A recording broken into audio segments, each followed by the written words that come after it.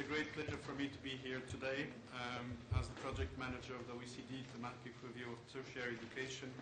It is particularly rewarding to see the extent to which this project has had an impact in the country, so it's particularly rewarding to see the recommendations we've done being discussed at this conference. I should emphasize that the Czech Republic has had really an exemplary participation in this project. It has taken full advantage of the project from its beginning, from the country review it had, but also throughout the whole project.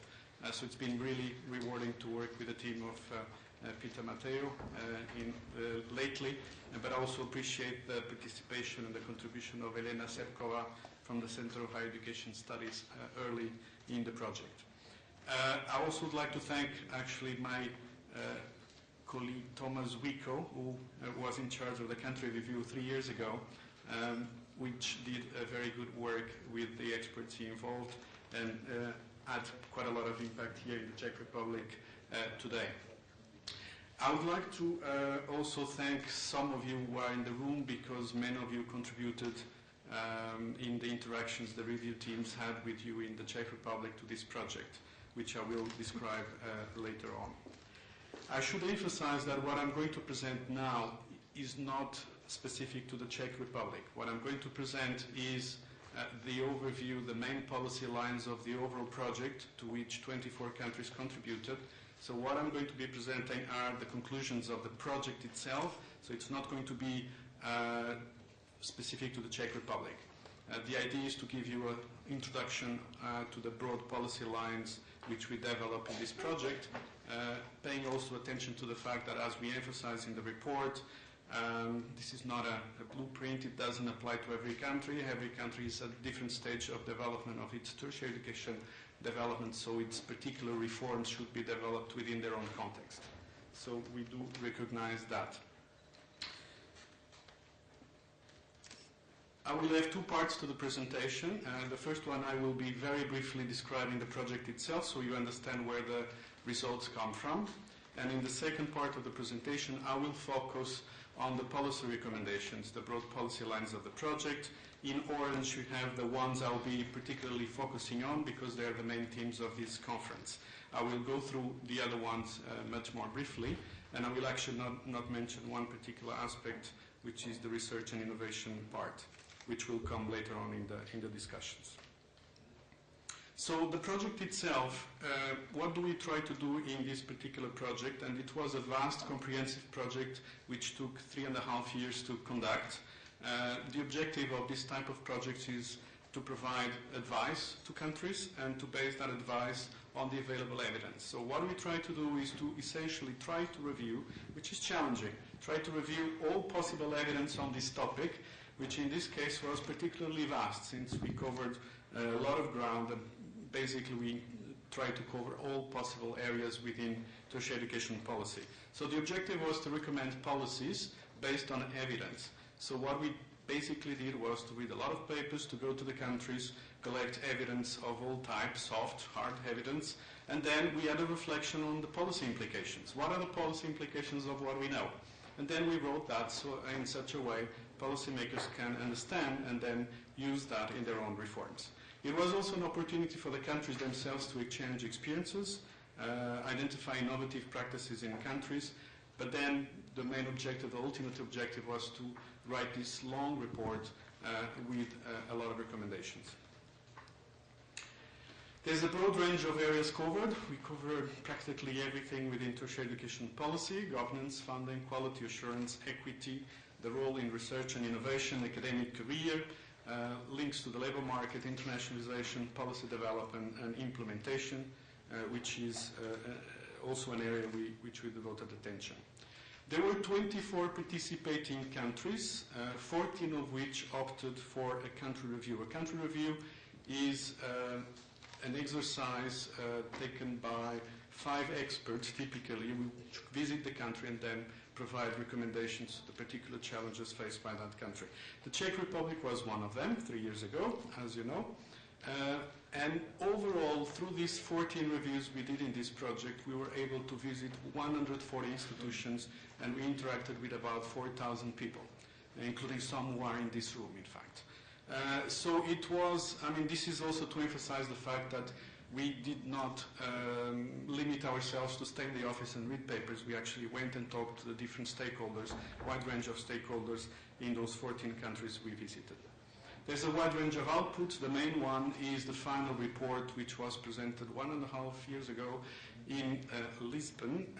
Tertiary Education for the Knowledge Society is the final synthesis report. It brings together evidence collected throughout the project and provides the main findings and policy messages. At the very end of the presentation, you will have a slide in which you are given a website address in which you can get the PDF for free. So it's a very long publication, but we do much more than what I'm going to present here. I'm going to present the recommendation, but all the analysis to sustain the recommendations can be found in this particular report. There are a range of other outputs. Each country, each of the 24 countries had to prepare their own country background report. So there's a wealth of information about policies in other countries. And of course, there were also the 14 country reviews, reports dedicated to those countries being reviewed. I'm now going to go into the substance. As I said, this is not specific to the Czech Republic. I'm not presenting the country note of the Czech Republic. I'm presenting the overall broad lines of the overall project. Another thing that I wanted to emphasize, and this applies not only to the review teams which visit the countries, but also to the project overall, is that there's a particular a number of features of these visits that are worth highlighting, in particular the fact that none of these people involved in these reviews and none of the people involved in the preparation of the synthesis report has a vested interest in the system. So pretty much was a very particular input to the countries, an external view with no vested interest, which of course doesn't claim necessarily to be the truth, but it's just a contribution to the domestic discussion and domestic reforms. So the first area is governance. So the main recommendation is steering tertiary education, setting the right course, and we believe there is a role for the government to do that. So several elements. The first one is, of course, to reflect on what is the tertiary education system for. Develop a coherent vision for tertiary education. So it's the strategic point of view. The idea is to bring together the stakeholders and have devised a statement of strategic aims for tertiary education and relate them to national, economic and social goals. This seems quite obvious to all of you in this room, I bet, but believe it or not, it's not done in many countries. So a way to do it would be, of course, to involve the main stakeholders and build consensus around that particular strategy. One possibility is through a comprehensive advisory body. The second element is the steering. Pretty much the vision we have is, yes, institutions with a lot of autonomy, but the government should set incentives so that the institutions align with the national strategy for tertiary education. So a way to do that is through instruments for steering tertiary education. And for that, the ministry needs to ensure a number of things, that it has the capabilities. Now it needs to actually have particular skills in terms of policy steering rather than administration, which was more the focus a few years ago. There need to be steering instruments in the system, in particular related to the funding, which is the main steering instrument of the government. Another way is to do it through student choice as a means to improve the quality and efficiency in the system. The third main element is the architecture of the system itself. There are many ways of doing it. We basically claim that as the systems expand, diversity and differentiation in the system is good, but there's different ways of achieving differentiation. What needs to be done is to differentiate, but ensuring at the same time the coherence of the different elements in the system. So make sure that each institution knows its mission and profile within the higher education system, and that those are aligned with the overall national strategy for tertiary education. Another very important element are system linkages. So the linkages of tertiary education and downstream to secondary education. So the importance of the links, in particular in the perspective of equity, as I will talk about a bit later on. Making sure also that tertiary education contributes to working life, to lifelong learning. making sure that there's linkages within the system between the institutions themselves, between subsystems in the system. And of course, make sure that the institutions themselves engage with the region in which they are involved. A particularly important aspect is to ensure ways for the institutions themselves to align with the national strategy. So strengthen the ability for the institutions themselves are willing to actually join the efforts of the national strategy. So ensure the outward focus of the institutions, making sure that they are sensitive to the demands around them in society, in the labor markets, etc.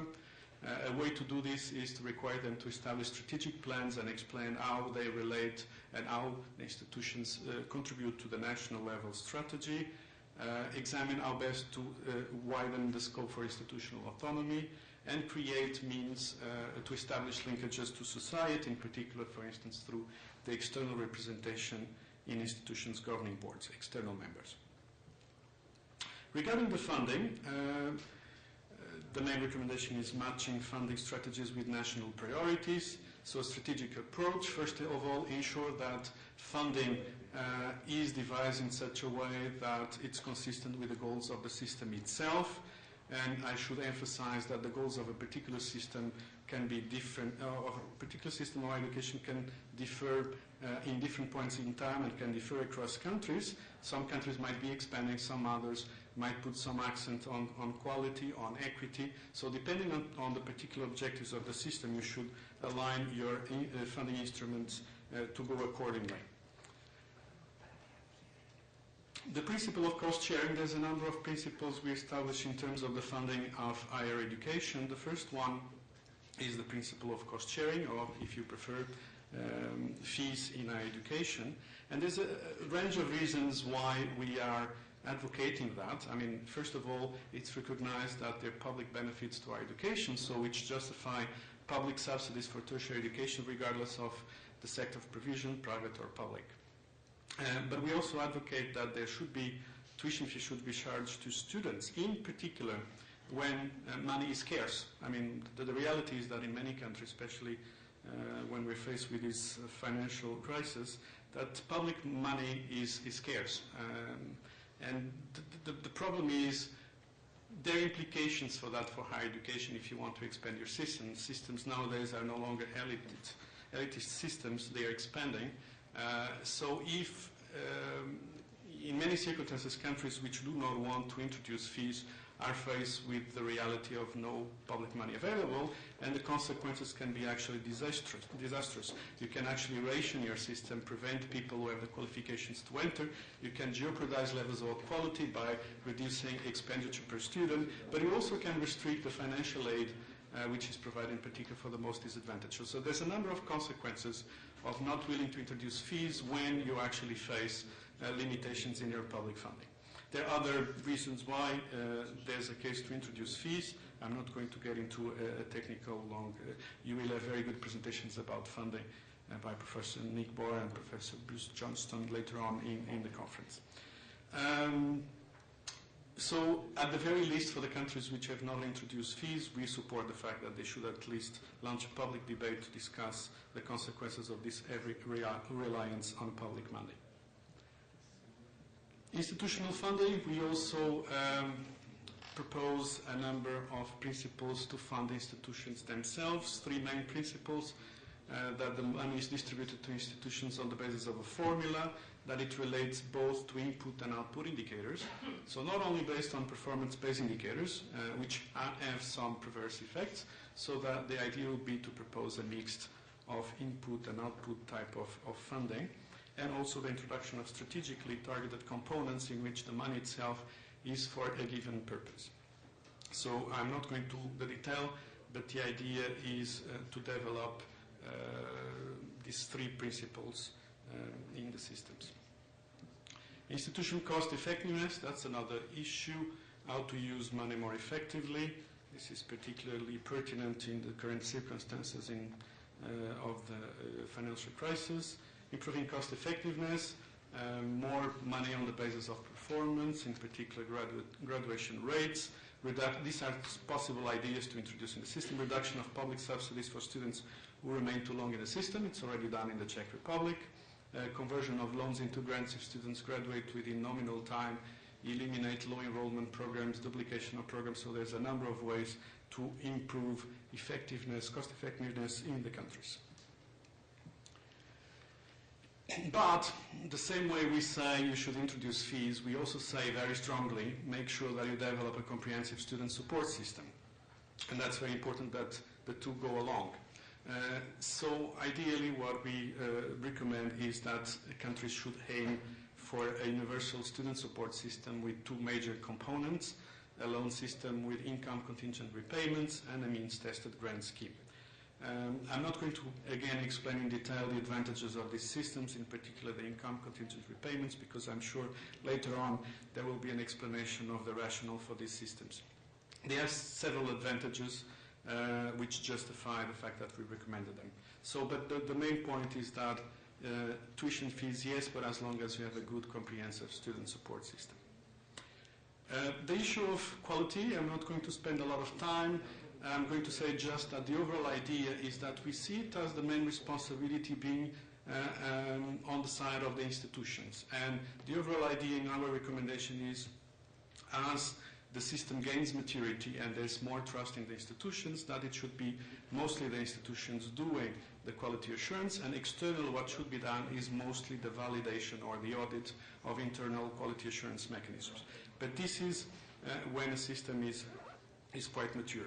There's a number of steps to reach that, building consensus around the goals and expectations, quality assurance. There are different expectations, different meanings depending on the stakeholders, so there needs to be a certain consensus around the notion of quality assurance, making sure that it serves both purposes of improvement and accountability, and making sure that there's a good articulation between internal and external quality assurance mechanisms. And the outside should develop expertise to actually provide advice for the development of internal quality assurance. So it's the building capacity and securing legitimacy to provide advice in this area externally. Internally, develop a strong culture, making sure that internal quality assurance mechanisms are actually developed within institutions, validate them. And externally, you still should retain the possibility of interventions when a problem is identified, so there should be an external agency attending to that. In certain circumstances, strong external components are advised when early stages of development of subsystems, large expansion of the system, a large private sector justify quite a number of interventions externally. An important point also in terms of the recommendations is also that we actually recommend avoiding a direct link between results of qualitative evaluation to public funding, to levels of public funding. That is, we defend the view that public funding should be given to institutions whose programs are accredited, so a 0-1 decision. However, the level of funding should not be related to a qualitative assessment. I mean, this is because there's some incentives and perverse incentives which jeopardize the improvement function of the quality assurance if you actually make this direct relation to the level of funding. Equity. Before I go into this, I should congratulate this reform, in particular in this area, I should say, because I found it interesting that to realize, in particular in Central and European countries, there's huge problems of equity. And still it's a taboo, and nobody really wants to talk about it. But the problem is here, so we very much defend in this report to raise the profile of equity in tertiary education policy across the OECD countries. So I particularly what components are advised when early stages of development of subsystems, large expansion of the system, a large private sector justify quite a number of interventions externally. An important point also in terms of the recommendations is also that we actually recommend avoiding a direct link between results of qualitative evaluation to public funding, to levels of public funding. That is, we defend the view that public funding should be given to institutions whose programs are accredited, so a 0-1 decision. However, the level of funding should not be related to a qualitative assessment. I mean, this is because there's some incentives and perverse incentives which jeopardize the improvement function of the quality assurance if you actually make this direct relation to the level of funding. Equity. Before I go into this, I should congratulate this reform, in particular in this area, I should say, because I found it interesting that to realize, in particular in Central and European countries, there's huge problems of equity. And still it's a taboo, and nobody really wants to talk about it. But the problem is here, so we very much defend in this report to raise the profile of equity in tertiary education policy across the OECD countries. So I particularly welcome the fact that there's a strong emphasis on equity in this report. So what do we say in more concrete terms? First of all, it's a matter of actually assessing what's going on. Most of the countries don't have actually good data and good indicators to assess the extent and origin of equity issues. At the same time, there needs to be the recognition that most of the problem of equity actually comes from way before tertiary education policy. It's mostly about educational opportunity before you actually qualify to get into tertiary education. So there needs to be the recognition that the intervention needs to come much earlier. So therefore, there should be a particularly important role for career guidance and counseling services at the school level to overcome, in particular, the problems of information of disadvantaged families which have less information about the benefits and also the costs of higher education. Provide opportunities for tertiary education study from any track in upper secondary school. This is particularly important in countries with heavy tracking systems within secondary schools. Strengthen the integration and planning and policy and analysis between secondary education and tertiary education. This favors very much equity. Diversify the supply of tertiary education, again, to go beyond the academic type of institutions in order to accommodate a greater diversity of students in the system with different interests and with different abilities. Consider alternative types of provision. This applies in particular in countries where there are minority cultural minorities. Improve the access to tertiary education in terms of remote areas more through distance learning and regional learning centers. Diversify criteria for admission. This is in particular to address the fact that grades through national examinations reflect much more than work and ability. They reflect, of course, educational opportunities prior to get to those admission decisions. Another recommendation, which surprises some people because it comes from the OECD, is that we do favor positive discrimination policies for particular groups whose prior educational advantage is well identified. I should emphasize that for us this was an obvious recommendation because of course there's some groups which are particularly disadvantaged prior to getting into higher education because it's the main result in schooling is that the main factor is actually the socioeconomic background. It's not the role of the school.